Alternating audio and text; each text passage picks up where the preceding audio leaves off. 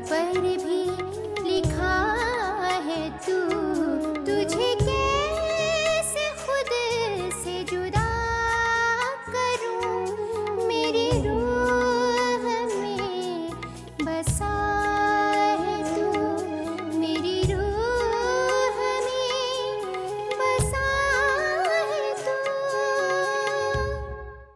जिद हम दोनों की है और ये तो वक्त बताएगा कि किसकी जिद किसे मार डालेगी। वफा को तुम पहले ही खो बैठे हो और अब अपनी माँ से जुदाई की ख्वाहिश करते हो या नहीं, ये तुम्हारी मर्जी है। और इससे पहले कि काजी एक भी लफ्ज बोले, मेरा एक लफ्ज ना उन माँ बेटों के आगे धमाका कर रहे हैं। ये धमाका सुनकर दिल को ना सुकून है। अब भी मौका है सीमा, ना कर दो, वरना जिंदगी थम कर रह जाएगी, तुम किसी काबिल नहीं रहोगी। इस घर के दरो दीवार भी एक दुल्हन के लिए तरस रहे हैं। एक दुल्हन के आते ही इस घर में सभी की प्यास बुझ जाएगी। फिर ना कभी आपको प्यास लगेगी और ना कभी असरार को। काश तुम मुझसे ये कहती कि हम सफ़र भी कम, लेकिन हम दोनों की मंजिलें जुदा जुदा हैं। तुम मेरी राह में नहीं आओगे और मैं तुम्हारी। किस बुनियाद की बात कर रहे हैं आप? मोहब्बत। बिना मोहब्बत के हम जिंदगी का तसव्वुर भी नहीं कर सकते।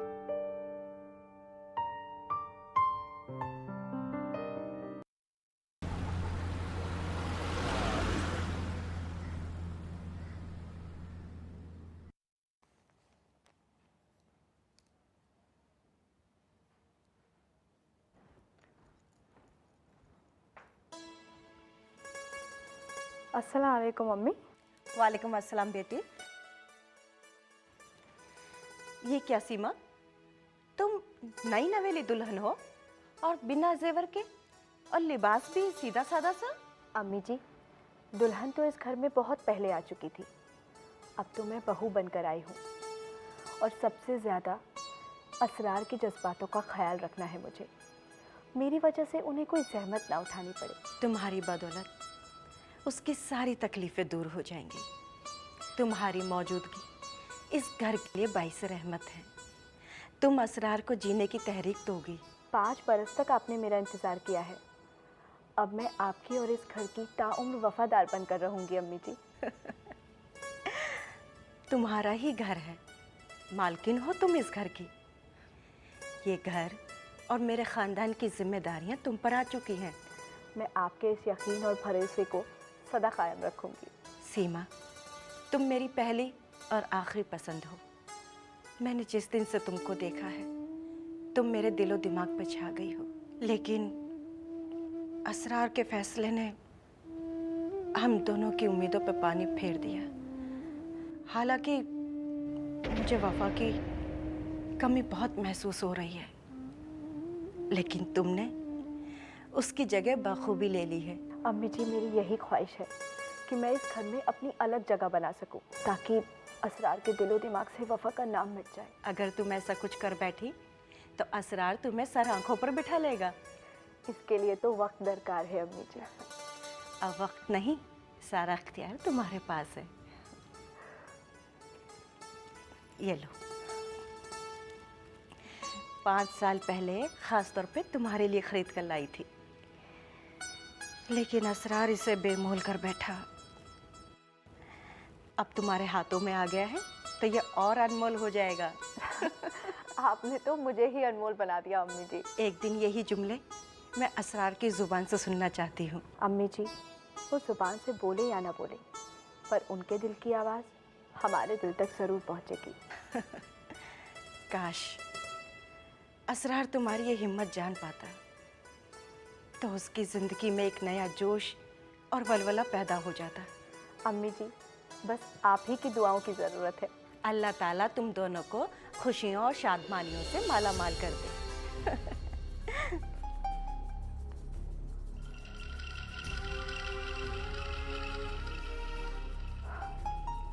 अम्मी जी तो पके फल की तरह मेरी गोद में ही आ गिरी।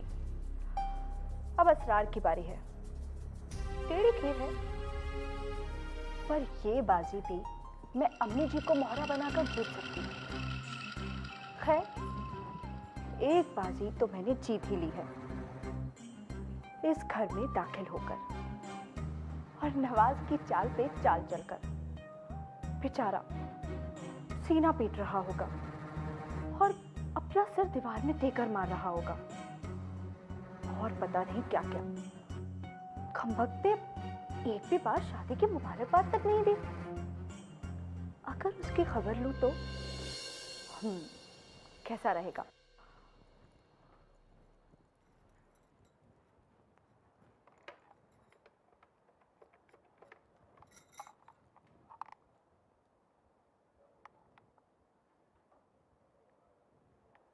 फोन क्यों नहीं उठा रहा?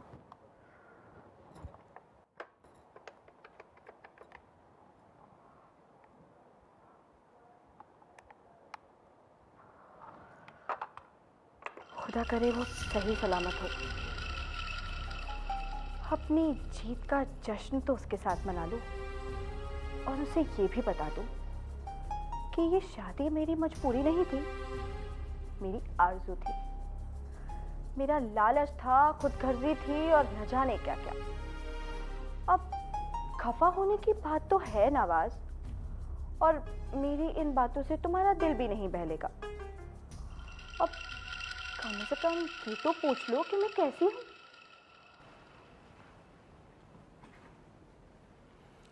मैं मुखिल तो नहीं हुआ। अब मैं आप ही का इंतजार कर रही थी। तुम अगर तुमसे तू कर लेती तो शायद अपनायत का एहसास कर लेता, मगर तुम्हारे हिसाब ने अपने आप एक बहुत बड़ी दीवार खड़ी कर दी। अब से मैं आपके लिए तुम हूँ और आप मेरे लिए। सीमा जी, आप और तुम के दरमियान एक बहुत बड़ा फर्क होता है। अगर आपने कभी उस फर्क को नजरअंदाज करने की कोशिश की तो आप ना आप रह जाएंगे और न मैं वो सीमा नहीं हूँ जिसे आपने शादी से पहले देखा था। मगर मैं वही असरार हूँ जिसने सीमा की अजीबोगरीब अंदाज को देखा था। मगर वो सब कुछ तो अभी अभी बहुत कुछ दिखा गई हैं आप मुझे सीमा जी। चलिए, कोई आपका हाल पूछने को बेताब होगा। अब मुझे चलना चाहिए। खुदारा मुझे यूँ नजरअंदाज ना करे। आप चाहें तो मेरी वफादारी की आजमाइश भी कर सकते हैं। वफा की वफादारी के साये को छूने की गुंजाइश भी नहीं है तुम में। एक मुजस्सम के होते हुए एक साए के पीछे भागेंगे तो पछतावे के अलावा कुछ हासिल नहीं होगा आपको।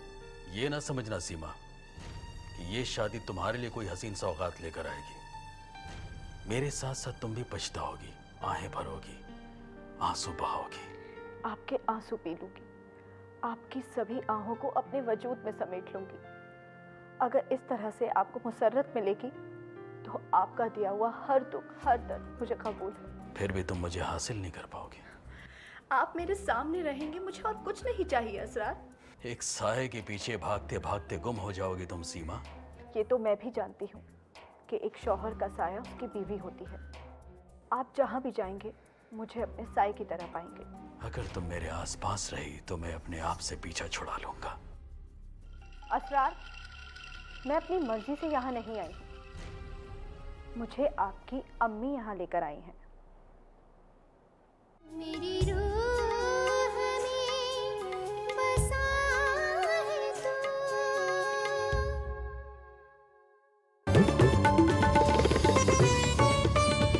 आप मुलाहिजा कर रहे हैं दूरदर्शन की उर्दू खिदमत। मेरी रूह में बसा है तू।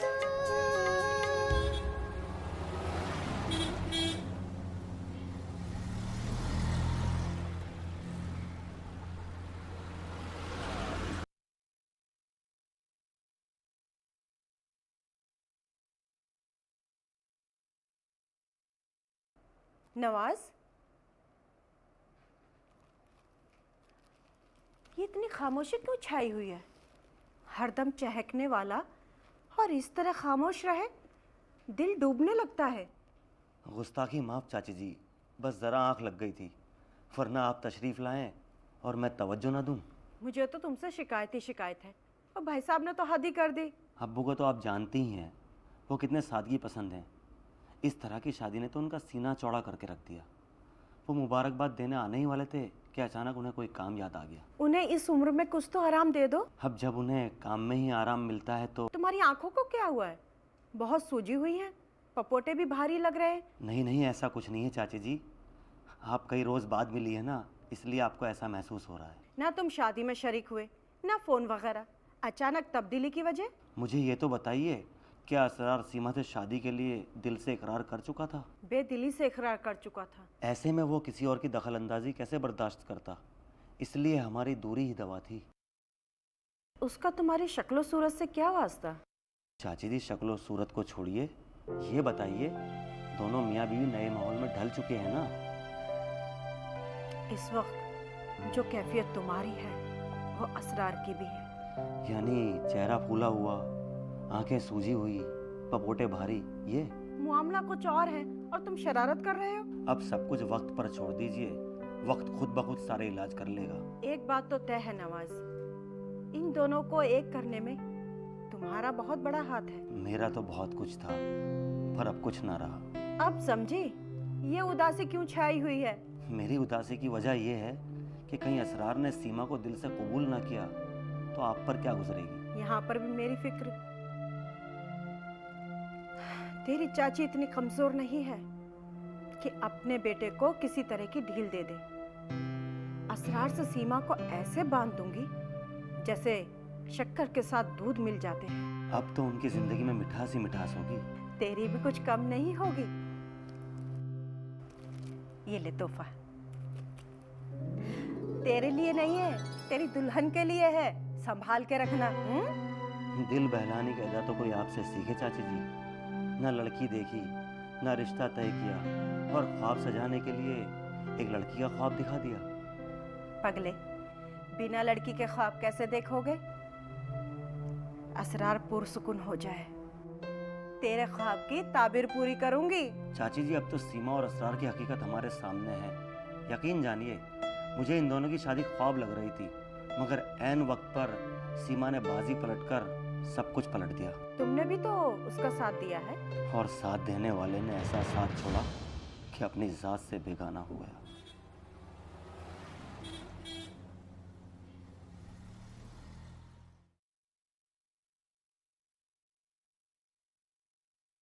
सर, मेरी आपसे गुजारिश है सर, यह जिम्मेदारी किसी बेहतर मुलाजिम को दी जाए।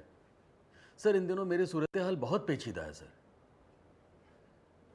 सर, गुस्ताखी माफ़ हो, मगर ये गैर मुल्की दौरा मैं इसके लिए मुनासिब बिल्कुल भी नहीं हूँ। सर, तजुर्बे के साथ साथ दूरंदेशी की भी ज़रूरत होती है सर। जी सर, मैं मानता हूँ कि इस मुल्क के कई शहरों में मेरा कारनामा कंपनी के लिए बामकसद रहा है, लेकिन जी सर, जी हाँ सर, बिल्कुल सही। सर, आप मेरी मजबूरी समझ रहे हैं। मैं आपका मुलाजिम हूँ, मैं आपको मना भी नहीं कर सकता हूँ सर, मगर आप समझिए सर, जिस तरीके से सर, जी आप मुझसे कह रहे हैं सर कि मैं सोचूं, मैं भी आपसे गुजारिश करता हूँ सर कि मेरी हालत को देख करके आप भी ज़रा गौर फरमाएं सर। जी सर, जी हाँ सर, जी सर, शुक्रिया। इस घर में आप मेरा चेहरा तक नहीं आई हैं। इस घर में तो हम दो ही हैं। हाँ, अगर अम्मी जी भी होती तो आपके अलावा उनका चेहरा भी तकती। ये क्या बेहुदा जवाब है। नाश्ता तैयार है, बस यही पूछने आई थी, लगा दो। ये काम मैं खुद ही किया करता था, आइंदा भी कर लूंगा। अम्मी जी ने हिदायत दी है कि आज से आप नाश्ते के अलावा दिन और रात का खाना भी बाकायदगी से करेंगे। अम्मी की आड़ में तो आपने मेरा गर्दन ही पकड़ लिया। मैंने कहा ना, अम्मी जी के कहने पर आपका साया बनकर रहूंगी। साया नहीं, भूत बन गई तो। मेरी आज़ादी पर पाबंदी लगाओगे तो फिर बहुत मुश्किल हो जाएगी। अपनी आज़ादी की कीमत तो अभी आप अपने सर से बयां कर ही रहे थे, अपनी जिम्मेदारी दूसरों को देकर। मेरे मामले में दखलंदाजी ना करो तो बेहतर होगा। ठीक इसी तरह की बातें आप अपने सर से बयां कर रहे थे। फर्क सिर्फ इतना है, आप मुझे डांट फटकार सकते हैं, पर अपने सर को अपनी बेबसी। बस करो, मैं बेबस नहीं हूँ। ये हालात है जो मुझे कदम आगे बढ़ाने से रोक रहे हैं। कौन? हालात या मैं? तुम ही तो। तुमने मुझे कुछ भी सोचने समझने का लायक नहीं छोड़ा है। मुझे इस घर में आना था, सो मैं आ गई। अगर आपको मुझसे रिहाई चाहिए तो मैं आपको इजाज़त देती हूँ। देखती हूँ जिस वफा की आपको इतनी तलाश है वो आपको मिलेगी भी या नहीं, और अगर मिल भी गई तो क्या वो आपको रास आएगी? वफा के साथ बराबरी करके आप उसकी तौहीन कर रही हैं। 5 बरस तक उसका और आपका साथ रहा, लेकिन मैं एक लफ्ज़ तक न बोली, तो फिर तौहीन कैसे? आपकी वजह से मैं आज राह भटक रहा हूँ। और मेरी वजह से आप अपनी अम्मी की अहमियत भी भूल चुके हैं। मेरी अम्मी सर आंखों पर।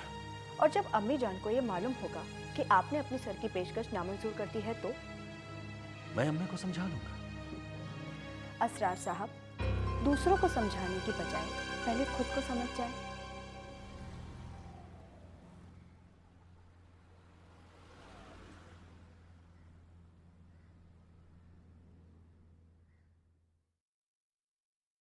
भाड़ में जाए ऐसी नौकरी जिसकी वजह से मेरी शनाख्त बर्बाद होकर रह गई। मैं भीख मांगूंगा, लेकिन इस नौकरी को लात मार दूंगा। बेक मंगे, आखिर तू अपनी औकात पर आ ही गया। तेरे पर वो एक बात सादिक आती है, बिन मांगे मोती मिले, मांगे मिले न भीख। अगर तुम्हें यह ताना देकर खुशी मिली है तो मुझे भी बहुत मुसर्रत हुई है। क्या ही अच्छा होता अगर तुम मेरी ये बात सुनकर अपने चेहरे पर खुद ही तमाचा दे मारते। ऐसा ही कुछ करना चाहते हो तुम? जी तो चाहता है कि कुछ ऐसा करूं कि मेरे रोंगटे खड़े हो जाए, मैं तड़पता रहूं लेकिन मर ना पाऊं। ऐसा ही चाहते हो ना? बेशर्मी की भी हद होती है नवाज। तुम ये सब कुछ कर सकते हो असरार, लेकिन इसके लिए तुम्हें पहले चाची जी से इजाजत लेनी होगी। अम्मी का जिक्र बीच में बिल्कुल नहीं आएगा। जब सीमा एक गैर होकर तुम्हारी अपनी हो गई तो फिर अम्मी अपनी होकर इस मामले से दूर क्यों रहे? बेगैरत इंसान सीमा को अपना ना सका तो अम्मी को ढाल बना लिया। ये तुम क्या कर रहे हो असरार? तुम अपनी बीवी को मुझसे मंसूब कर रहे हो। अपने दिमाग से ये फतूर निकाल कर उसे दिलो जान से अपना लो। आज तो तेरी जान जाकर रहेगी। क्या तुम ये जानते थे कि वफा की जान चली जाएगी? बिल्कुल नहीं। जिस तरह तुम वो नहीं जानते थे, तो फिर तुम ये कैसे कह सकते हो कि तुम मेरी जान ले लोगे? तुमने मुझे कहीं का नहीं छोड़ा नवाज। चाची जी का ये फैसला अखारत नहीं जाएगा। इस फैसले ने तो मुझे बर्बाद कर दिया नवाज। तुम्हें भी ये जिंदगी भर कोसता रहेगा। भूल रहे हो तुम, इस नेक काम में तुम्हारी माँ की दुआएं तुम्हारे साथ हैं।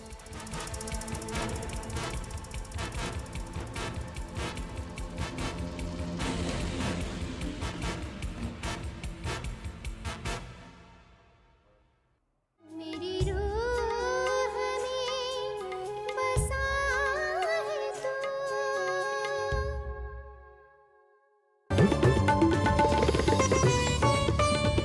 आप मुलाहिजा कर रहे हैं दूरदर्शन की उर्दू खिदमत। मेरी रूह में बसा है तू।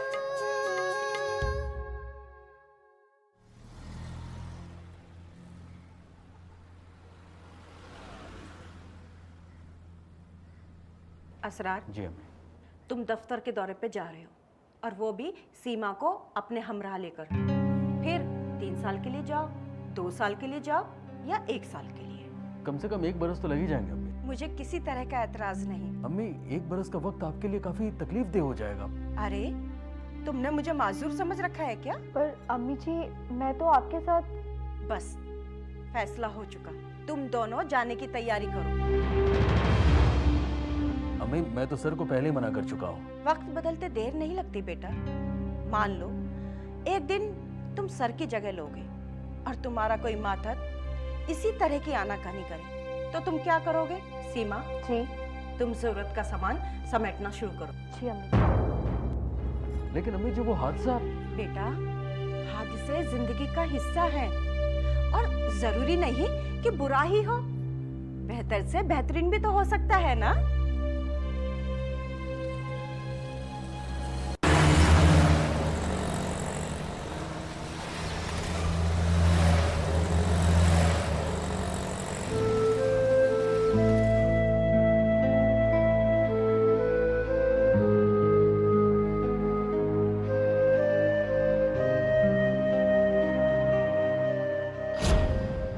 वफा हाँ जल्दी कीजिए, काफी वक्त निकला जा रहा है।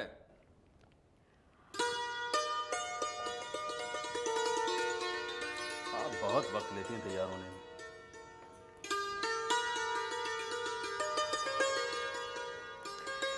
जी जनाब, बताइए। भाई आप बताइए, इस तरह से कोई आपका इंतजार और करता है? मेरी तरह दीवानगी की हद तक करता है ना। कौन? बता दूं? अब एक बार हाँ कहने के बाद ना कहना आपके लिए मुमकिन नहीं होगा। तो फिर दिल थाम के बैठिए।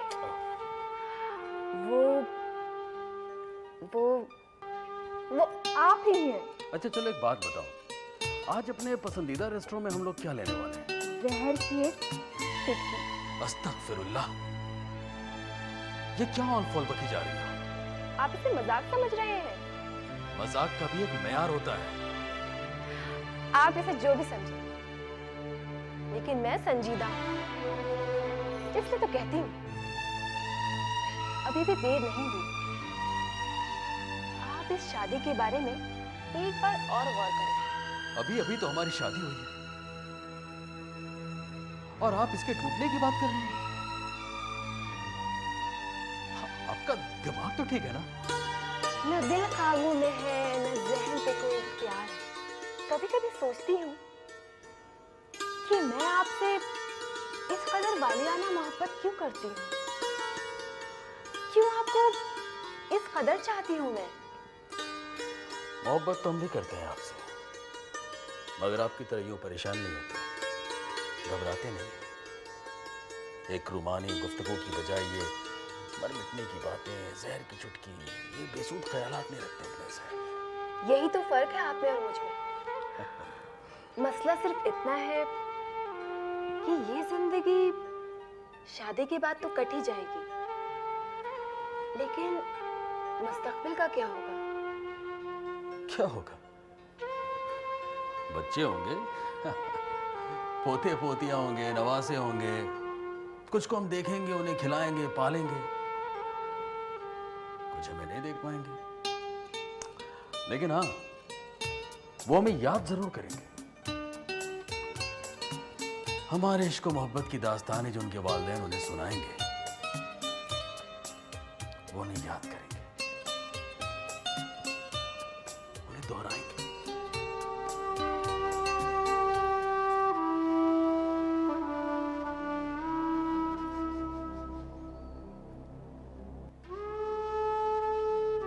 लेकिन उससे पहले मैं मर गई तो? ये औरतों का भी जज्बा खूब होता है। दुनिया के किसी भी कोने में, किसी भी कौम की, किसी भी औरत से बात करके देख लीजिए, हर के दिल में बस एक खटका लगा रहता है कि अगर मैं मर गई तो। कभी इस सवाल का जवाब तलाश करने की कोशिश की है? जी नहीं, आप बता दीजिए जवाब। असरार, मुझे मरने से डर नहीं लगता, लेकिन ये सोच के खौफजदा हो जाती हूँ कि मेरे मरने के बाद तुम कैसे जी पाओगे, कैसे अकेले सारी जिंदगी काटोगे। ये जिंदगी तो तुम्हारे लिए अज़ाब बन जाएगी मेरी मौत के बाद। वफा, इधर देखिए, आप जरा भी मत घबराइए, आप बहुत सख्त जान हैं और इतनी आसानी से आप अपनी रूह को परवास नहीं होने देंगे। देखिए, अब ये सारी बातें छोड़िए, अब दिल भर गया इन बातों से, अब कुछ काम की बात करें। जी। बहुत सख्त भूख लगी हुई है, चलकर जल्दी से कुछ खा ले तो बेहतर होगा। अब मैं सोच रहा हूँ कि आज मैं चिकन सैंडविच लूंगा, आप क्या लेंगे ये बताइए। भूल गए ज़हरे इश्क की एक चुटकी? ओहो।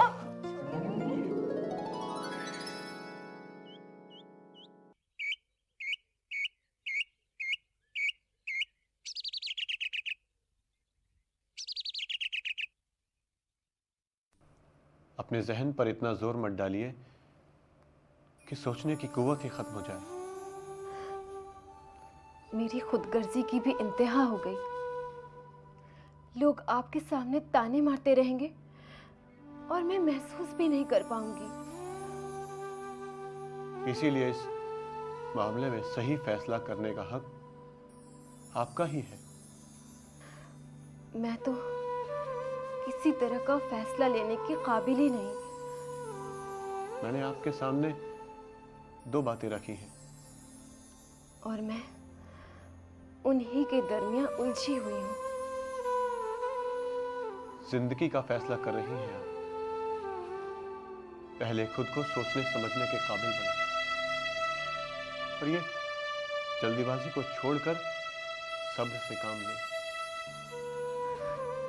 बहुत सारा वक्त तो गुजर गया, अब तो शायद वक्त भी साथ ना दे। मैं आपके साथ हूं वफा जी, फिर चाहे आप यहां से कितनी भी दूर क्यों ना हो। दूर तो मैं चली जाऊंगी, लेकिन जब तक आप कोई फैसला कर पाए, दूरी हम दोनों के लिए बेहतर होगी। बताइए, क्या फैसला है आपका? उम्र भर के लिए यहां से दूर चली जाएंगी या